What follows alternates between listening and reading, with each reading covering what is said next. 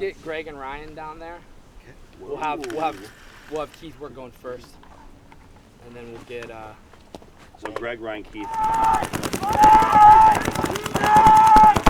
I love how you're sitting around talking to guys, getting ready to play, and as soon as the very first point starts, instantly everyone's super intense. I love that.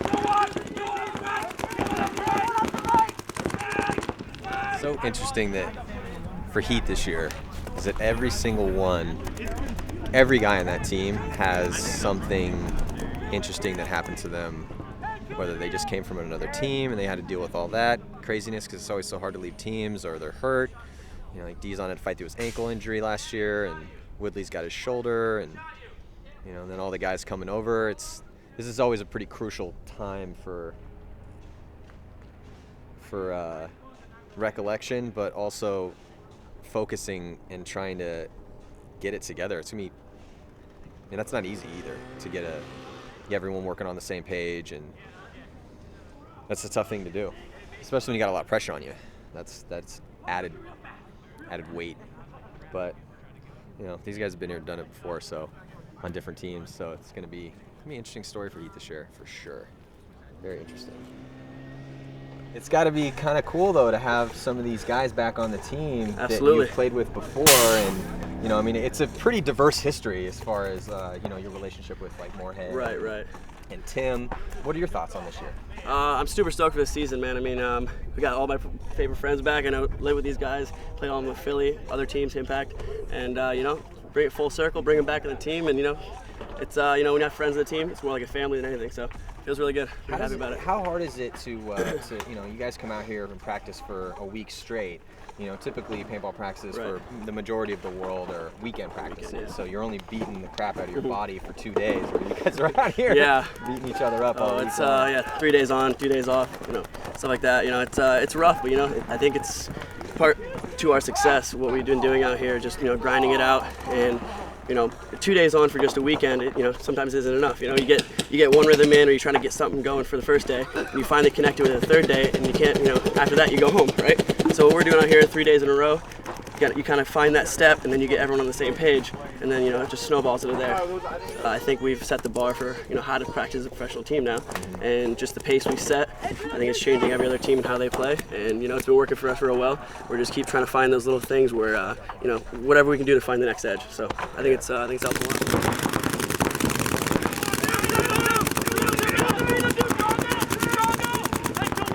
I'm interested to see how the re-merger or the reconnection of these Philly guys, you know, Philly Americans, legendary team, won tournaments, and then it was dissolved, and then now this is kind of like a reuniting of those guys. So even with the same coach, you know, Jason Trojan was the coach for Philly Americans as well. So it's, you know, that's a big plus for them. You know, when you have a superstar team, lose a bunch of guys and pick a bunch of dudes up. It's so fundamental to get that, you know, they call it gelling. I mean, there's a lot of different ways to describe it, but that's true. That stuff exists. And the fact that these guys already have history together, like Chad was just saying, it could be big for them this year. We'll see.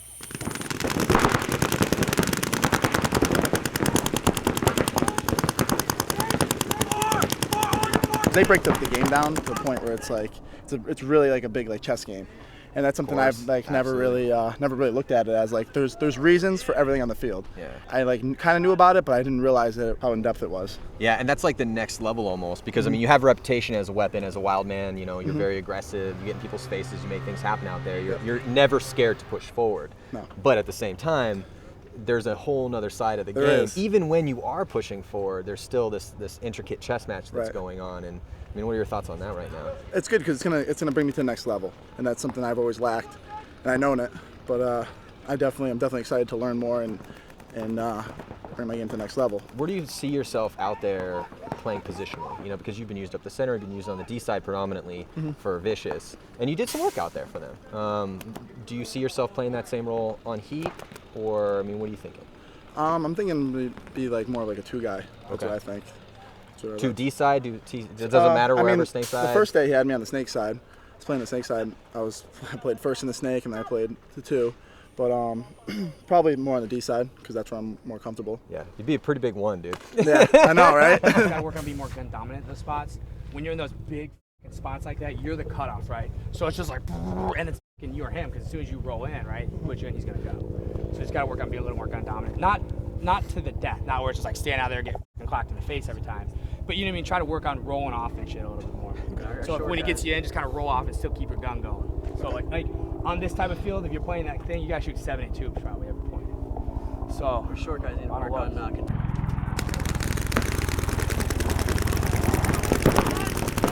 Obviously, things are going. Things have happening, happened. and things are going good. So I mean, the rest is kind of history. You know, things happen pretty quickly. They kind of spiraled. The little avalanche happened, and feeling good. You really can see that the top tier teams really stacking up for 2014. Have you guys talked about that a little bit, or is it just kind of like let's get our stuff together, and then it doesn't really matter who's at the end of the field? Or It's all been us. I mean, we've got it. We know with half of a new team, we've got to worry about ourselves right now, and I think that's a thing for any team. Like, just focus on what you guys need to do to get better, and if you can do that, and then the rest will follow. I mean, it shouldn't really matter. To an extent, it matters on the other side of the field. Of course, you want to scout players, but with the amount of experience we have with our younger players and even our more veteran players that have joined the team, I mean, if you can't name every other player in the pro team, the champions team, sorry for challengers guys, then you know you've got an issue. Oh, sorry guys. But it's the truth, right? I mean, and I learned that doing the first webcast with you guys, really paying attention and studying how guys played, and then trying to implement that into like, oh, you did that. It's pretty good. So you learn from scouting and watching the webcast, and it's much more beneficial for a team when they're practicing to be,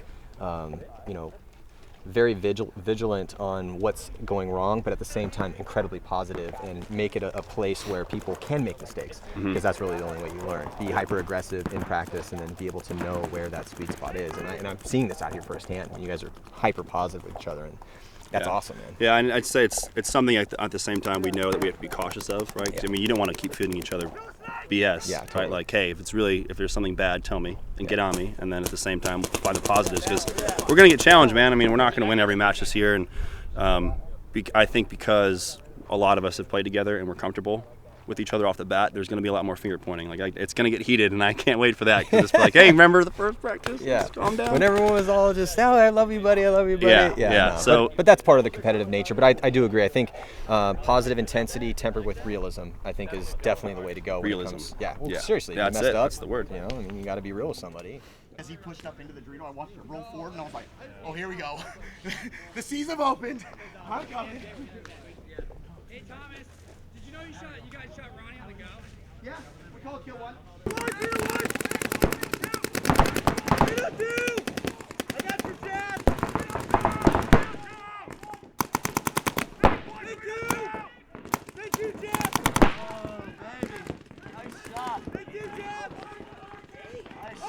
Team like this, everybody's almost a weapon here. So, you know, I know if I need to go blow a game open, I am, but I'm not looking to do that. I'm looking just to simply do my job.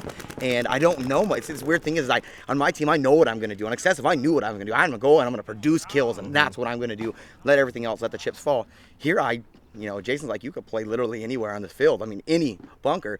So, me personally, okay, well, I got to change a little who I am. So I'm really trying to talk the whole time. I'm trying to work on the real part of talking, kids. Listen, because that's the big part of talking. Yeah, that's the important part. That's the important part. Yeah. You can talk all day long, but if you don't listen. actually, communication's a two-way street. Yeah, and most people don't get a listening part. Yeah, you're shooting your gun, screaming. No, and I noticed that as you're you've always been a pretty decent communicator, but just there was just a fluidity to kind of looked like what the mental checklist that you were doing out there just seemed a little bit more focused in, a little bit more crisp, and I don't know if that's just because you've been playing for 6 days in a row or what it is, but you're looking good right now. Thank you. Really good. Yeah, I don't know if it's even 6 days or, like I said, I'm just trying to go out and play good paintball, do my job, whatever I'm asked of. If I'm asked to be the back guy, I'm like, okay, what's the back guy's job? If I'm asked to be the front guy on either tape, whatever. So it just feels good, dude. It's different. Excessive boys, I love you forever, man. You're my family, like real family. But I'm building a new family here, and will it ever be the same? I hope I'll have that same kind of feeling. Rich is like blood family to me, so that means a lot. But it's different. You need change, and I haven't changed in a long time, so I'm hoping this change is going to help me grow, and I already feel like it is. Yeah, no mohawk, and I mean, I'm getting a lot of crap for that. I'm sorry, guys. I got real life to deal with too, so. Yeah, of course. Keith's upset at me too, my boy, 4 years old. He said, Dad, I had my suit on, I'm all ready for my firefighting interview. I'm like, what do you think, Keith? He goes, yeah, see, your haircut's not here. Can you dye it red? Well, you like everything else, Keith? Yeah, okay, cool. We're good. We're good. So, Yeah. Well, it could be a good year on multiple fronts for you. I'm proud of you that you're playing well. It's good to see you focused and just trying to be hyper competitive as you normally are. How's the body holding up? Dude, I feel really, really good. I took some time off beating up the joints in the off season. Still worked out every day, and so now I'm gonna hit the cardio a little bit harder. I got to get my cardio up. I'm not ready to go play an X-ball event tomorrow. But the joints and everything, my body's completely healed. I'm not wearing my knee brace anymore. No ankle brace. No braces right now. Thank you, Lord. Yeah. So it feels good. I saw you running in the 50 when you guys were just playing hoppy ball to close the day out, and looked good. You full speed pretty much, and nice glide in, and didn't look like you were favoring a knee or scared to dive on an elbow or shoulder or anything. Yeah, I have no complaints right now. You looked healthy. Yeah, thank you. I have no complaints right now. The body feels good, and hopefully I'll drop a few more pounds to keep that way for the rest of the season. Yeah, because you're just fat as hell right now. Yeah, I know, You just completely let yourself go. You see it, my triple chin. And I just hear boom, boom. Death. When they're up against the cage, I like. We did this little combo, and it was just 10. So you just start ripping, right? So someone brings them in, and then it's haymaker. Wow! And you just turn around with the back fist, so the ears just like. Ryan, show my.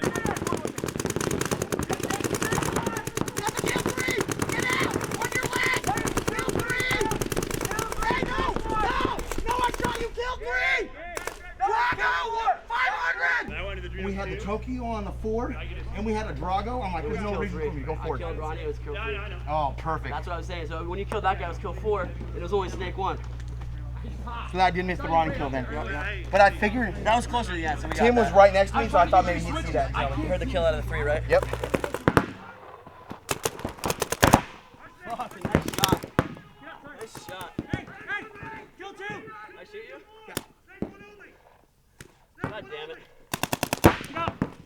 Nope. Shit. Sorry for shooting after. No worries. Missed my shot on Nick. Missed my shot on that.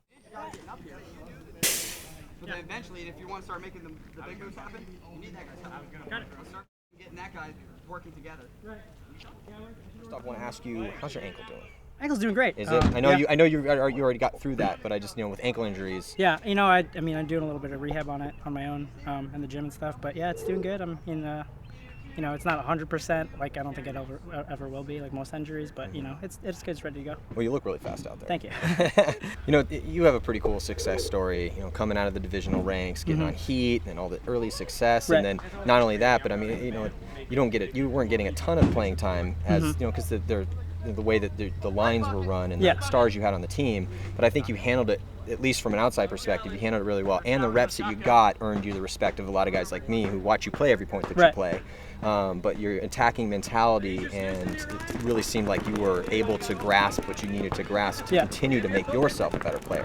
What's that experience been like? Well, you know what? The first year, obviously I didn't get a lot of playing time. It just, it was the rookie year for me. But it's either you're gonna quit and not try your hardest to get on that starting line, or you're gonna keep grinding no matter how long it takes. And I think that's what I did in the 2013 years was during the off season from 2012 to 2013, I really was working hard to try to get on the field and try to get more playing time and prove that I can belong in the division. So it was a learning experience. I mean, I'm still learning, and then learning from when the Russians were on the team, and now these guys, I'm just like a sponge taking it all in. Yeah. What advice would you give, because there's on every team across the world, there's always those younger guys that want to get more playing time. They're trying to learn, they're trying to fit in with these older guys. Right. What advice would you give, having now been through that probably the hardest way you could, not only playing with such legends, Fedorov and Mishka, they're legends in the game, but on a team that was winning. Yeah. And I mean, it was kind of birth by fire almost. What advice would you have to give to those guys that are out there trying to grind to earn spots right now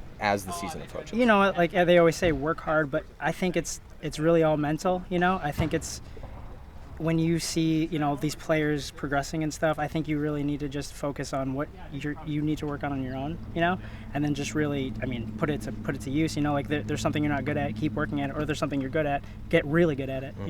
So I think it's just getting beyond that level and working towards what you want. I mean, it's like every dream, you know? Yeah, for sure. It definitely is an element of both making your weaknesses your strength, but making your strengths stand out so much, because that's why you got picked up. Exactly. I mean, you're for fast one, if you're the fast little guy that's super fast and you're playing the one on the snake side, you need to be a specialist at that. Yeah. But, like I spoke to Thomas, and he was saying that, he spent so much time basically doing what you're doing, but now over time you evolve these other skills, ability to play the 2, the 3, whatever. It depends on who dies. You never know what's going to happen out there. So it's like diversifying your skill set while continuing to sharpen that one edge that you have that makes you better, and the whole reason you're on the team in the first place. Exactly. And say you're a number 1 snake guy on the field. I was talking to Tim earlier, and he's like, if you learn how to play your feet, your career is longer, So, I mean, yes, slowly, I know how to do the front jobs and stuff, but, sometimes in practices and drills, I try to play a back roll, try to, just eventually, one day, I mean, like, when I get old and frail or whatever, like, I want to be able to keep playing. So, it's nice to learn, like, little things from, like, everybody who's on the team, and I don't know,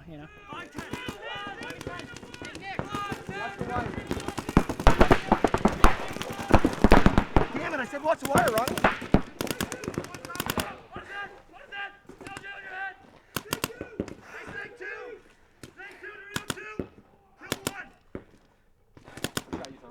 The wire, I told Ronnie to watch it so I could go, but I guess he didn't. Because I knew I was going to get pinched up by the 2.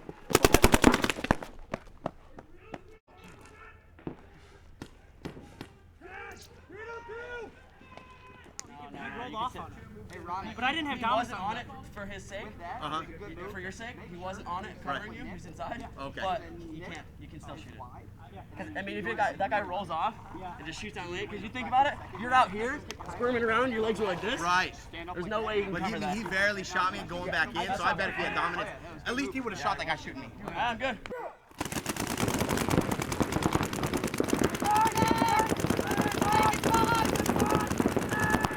So to have them have that aggression, Ryan is phenomenally aggressive. Tim played very aggressive, but he does have that ability to kind of change it up. That's what it was. Is their ability to recognize within a single point when to go and when to stop is what we missed out, where ours was go, go, go, go, go. Yeah. They had that, okay, we kind of got spots, slow down. Oh, they actually have spots on us, and they could just grind teams out.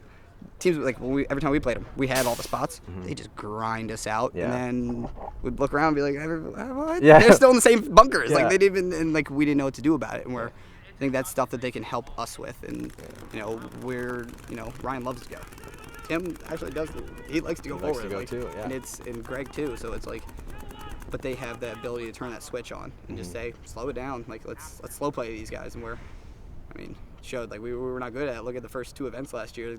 Field's gridlocked and we just got eaten up. Yeah. So I think that's things that once we learn that and they help us, start developing that, we play both sides of the coin, like, makes us really dangerous. I mean, one thing I think people aren't expecting is we are kind of a team of haymakers. We just kind of throw our scud overhand missiles rights out there all day long. We just throw our scud missiles out there. Hopefully we hit something. Yeah. But I think some of the guys, like Thomas, I don't think people are going to expect the way Thomas was never able to play the game. He was always expected to kind of go out there and just cause some havoc. Yeah. And at the same time, he was also kind of trying to lead. Like, now he can just be another soldier in line, actually play a role, play the game. And so I think there's going to be a lot coming from even him that people are not going to expect. So you guys got a lot of weapons this year. Oh, yeah. A lot of weapons, and you can see it out here that the way you guys have already, even just in just a week of practice, already kind of been able to coalesce. And I was talking to Nick earlier about just how positive everybody seems to be, and maybe that's that fresh virgin experience with everyone all coming together, trying to keep it ultra positive. But if you guys can keep that positive vibe, but at the same time critical when you need to be, and keep that on that learning level, it could be a really good I think with our season for you guys. personalities, even on and off the field, or if just hanging out, we all have that personality of like listening, then responding, and kind of taking both sides from each person. So I think it's going to work well on a team of doesn't matter if it's the first event or last event. I think the attitude's going into it and trying to help each other. I think it should carry through the whole year. Yeah, I'm looking forward to it, man. All right. Hey, Jay. Jay. Come down this. Let's go. Yeah.